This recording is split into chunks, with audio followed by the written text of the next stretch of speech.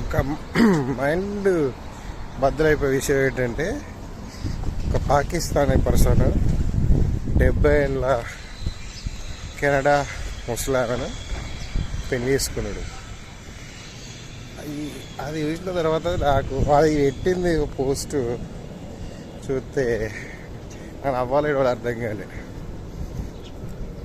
ఒక పాకిస్తాన్ పర్సన్ 70 ఏళ్ళ ఆమె కెనడాతో రొమాంటిక్ ఆన్లైన్లో చాటింగ్ చేసుకున్నారు. 2017 నుంచి రొమాంటిక్ రిలేషన్షిప్ స్టార్ట్ అయ్యి తర్వాత వాళ్ళది పెళ్ళికి దాకొచ్చింది అని ఒక పోస్ట్ పెట్టినాడు.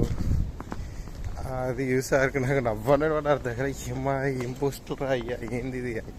అయితే లాజిక్ వాళ్ళంతా ఆశ్చర్యపోయాల్సిన అవసరం ఏం లేదు.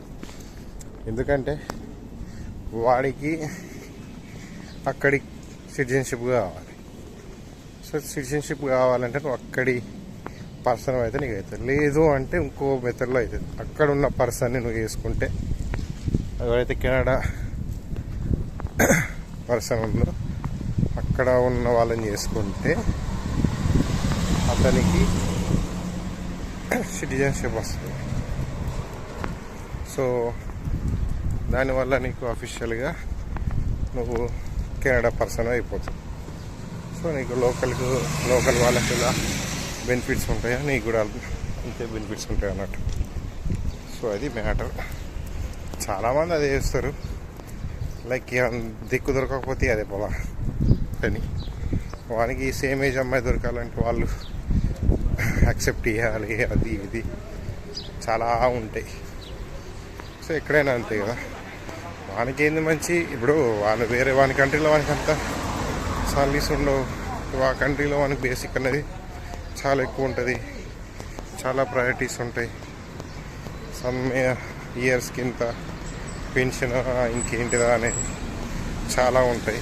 కొందరు సెటిల్ అయ్యే వాళ్ళకు, నాకు ఈ కంట్రీలో సెటిల్ అవ్వాలి ఇలా అని అనుకునే వాళ్ళకి అదే ఆప్షన్ యూస్ చేసుకున్నాడు.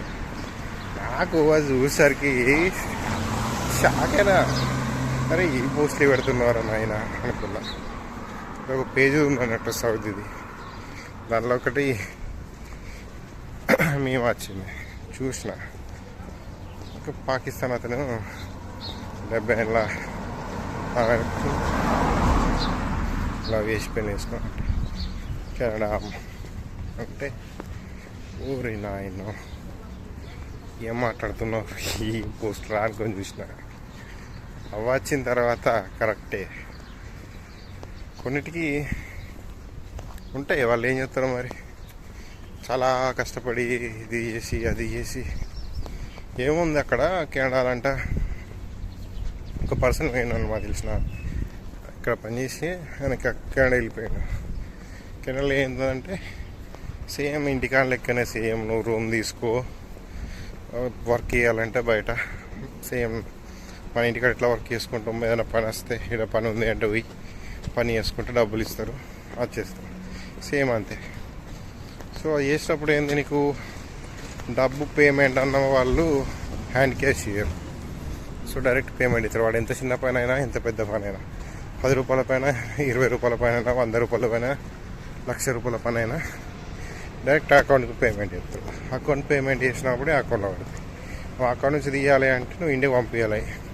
ఇప్పుడు పంపించాలంటే వాడు ఏం చెప్తాడు, నువ్వు ఇక్కడ ట్యాక్స్ పే చేయాలి, పర్ని సాలరీ మీద ఇంత ట్యాక్స్ కట్టాలి, సాలరీ ట్యాక్స్ కట్టుకోవాలి, ట్రాన్సాక్షన్ది కట్టాలి. ఇంత అయిపోయినాక వానికి ఎంత మిగులుతుంది. సో అదే చెప్పిండు అన్నట్టు మాట్లాడితే ఇట్లా ఉంటుంది అయ్యా బ్రో సిచ్యువేషన్ ఇక్కడ అని. ఎడికైనా తిప్పదు అప్పు అంతే.